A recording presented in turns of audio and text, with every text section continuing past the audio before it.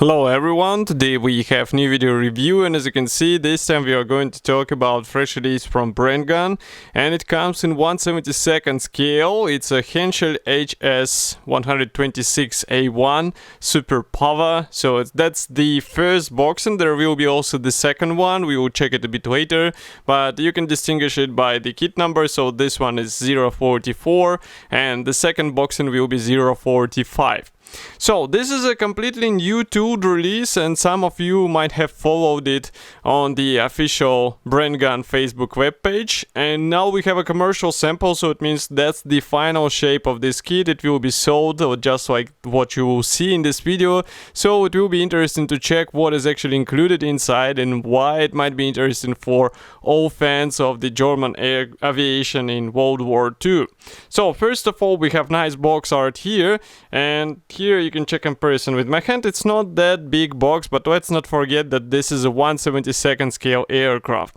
Here on the side we have some safety information and also address of the manufacturer, and on the opposite side that's just the kit number and barcode.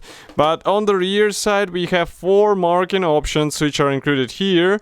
And frankly speaking, I'm trying now to find so obviously the aircraft number is the main difference, but that's pretty much all. So we have 2 markings of one type and 2 of the different type, and here you have paint codes in case you would like to have exact reference. This is a side opening box, so just give me a second to open it. And it's relatively tight packaging, surprisingly, so just give me a second to remove all this stuff and we will take a closer look together at what is actually here. By the way, you can also get the upgrade set for this kit. It will look like this, so we will check it in a separate video review. Stay tuned. And I think it will be published before this actual review we are doing at the moment, so you can find it easily just by typing Henschel HS126. All sprues, they come in the receivable plastic bag, so basically you can store them after you maybe you will need to store some parts, so it's quite handy. And of course, I would like to remind you that you can support us with a small donation. I would really appreciate your help. Even small donations matter, and you can do it by clicking the link in the video description, and it will be a PayPal gate which will let you choose the amount you would like to send us. So here you can see first gray plastic sprue, and obviously this is not I would say full-scale kit, and it means it's more or closer in nature to the short runs, and that's why we have small amounts of flash here. For example, on this, I guess these are ailerons here, and you can also see it on the propeller hub. Maybe we can zoom in as much as we can so that you can see more.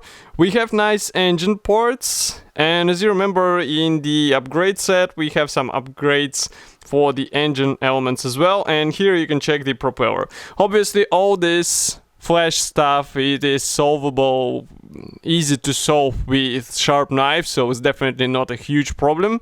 What is a bit more of a thing to consider is that we have here no guiding pins whatsoever, for example in this landing gear wheels, so be ready for that. It might require due care, but I am also sure that the Brengun might release a resin upgrade which would make it easier to assemble the landing gear wheel on your kit.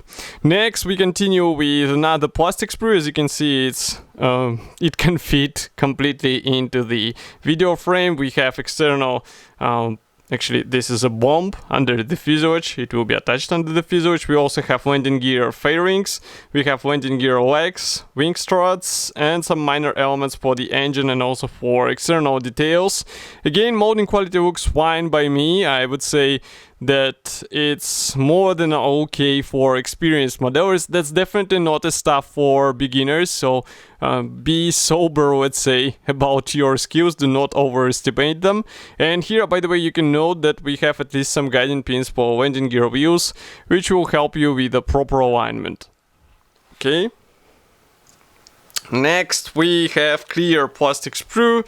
It comes in this small plastic bag, so just give me a second to open it. and we will take a closer look at these clear parts. But straight away I can bet that there are no masks or masking templates included, so you will have to do everything by your own hands, or maybe order mask set from not Edward, I think Brengun will be producing them as well, so you will be fine. As you can see, that's a 2-piece assembly. Molding quality looks fine, by the way, so here I think that these parts are more than okay for out-of-the-box build, so it's just a matter of careful paint work on them, and this might be tricky because that's a small-scale kit. Next, we continue with fuselage halves. Maybe I'll show it like this, so that you will see more. So, as you can see, fuselage halves are molded together with tail fin. We have recessed panel lines and rivets, but as for the panel lines, they're not as deep as they could have been, so be careful and do not overdo the paint layer and primer layer, because it will be easy to lose these lines. And here you can see also separate cooling panels. So again, we have small amount of flash here, but again it is easy to solve with a sharp knife. And let's flip it over. So inside in the cockpit area you can notice that we have quite nice surface, and it deserves some weathering and maybe washes here so that you can accentuate the overall texture of the cockpit. But again, in the fuselage parts we do not have any guiding elements, so you will have to be extra careful while joining these two parts together, and definitely consider doing a step-by-step joining, so joining each section at a time. Next we continue with wing. So as you remember, that's aircraft with a top wing placement, and that's why we have wing separated into two halves only. Here it is. And whole wing mechanization is molded separately, so it means ailerons and flaps, we saw them on the first sprue. Again, we have recessed panel lines, we have one-piece tail wings, and in my opinion these parts look fine, but once we flip it over, yes, there are no guiding elements for easier alignment of these two large elements. So again, be extra careful with these parts, it might be a bit tricky, and that's why I was saying in the beginning that this is not a kit for beginners, because then it will be something to work with. I'm trying to understand what is this on the tail wing.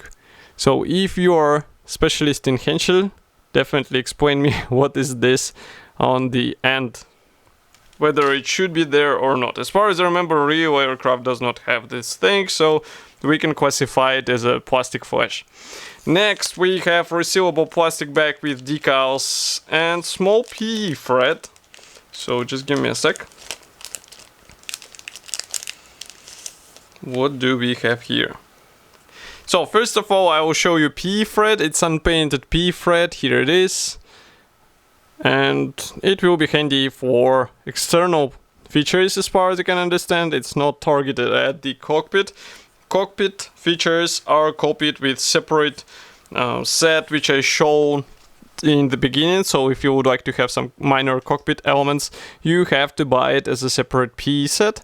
And here we have decal sheet. So as you can see, nice printing quality, but again we do not have anything for the cockpit. Surprisingly, at least instrument panels could have been included here, but it is not here, so you will have to do everything or to copy everything with the help of dry brush method maybe, or maybe to use your own dials if you have some.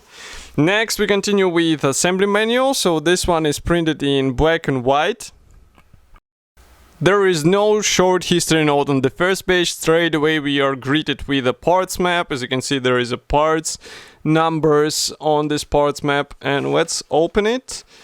I wonder what will be the right assembly sequence. So I guess here we have the first step.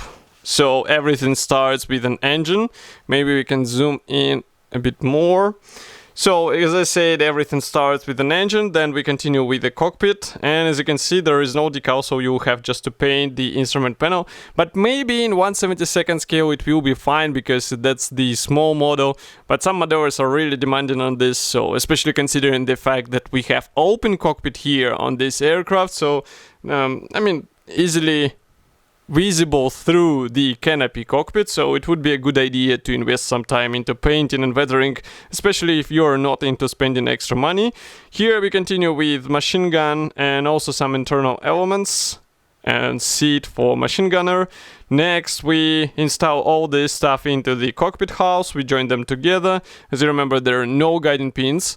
And here you can see cowling assembly, so it should be glued out of 3 parts and installed straight onto the engine. Here we continue with tail surfaces, so it means tail wing, rudder and also struts for the tail wing. Then we assemble the propeller. Then we go on with landing gear. So as you remember, you have to glue each wheel out of 2 halves and then enclose it into the fairing. So work on this possible seams, be careful. Next we continue with the under fuselage bomb attachment and of course canopy installation. And note that manufacturer does not mention that you can open the cockpit on your model, so it's more of a modeller's decision whether they would like to open it. And next we have wing assembly, so it's a matter of joining 2 halves together, installation of this wing mechanization parts, it means ailerons and flaps. Then we go on with struts and some PE parts for actuators here.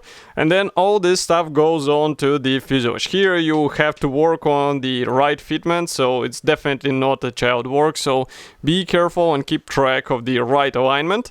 And next we continue with marking guide, surprisingly. So this one is a bit more detailed. As you can see, it shows aircraft from all necessary sides, so it might be handy for modellers who would like to get a better understanding of what they should do with their kit. So all in all, we have a really interesting offering in a small scale, because as far as I remember, previous Henschel 126 kits, they were not as crisp as this one, but that's definitely not an easy choice, so do not expect a shake and bake it kit. It's more of a choice for experienced modellers who have some skills and experience with similar kits, so be sure to I would say believe in your hands. And of course, I will be happy to hear your opinion about such release here in the comment section below. If you like this video, do not forget to press the like button, subscribe to our YouTube channel, and I will see you in the next video review as usual. Thank you for joining me today, and bye!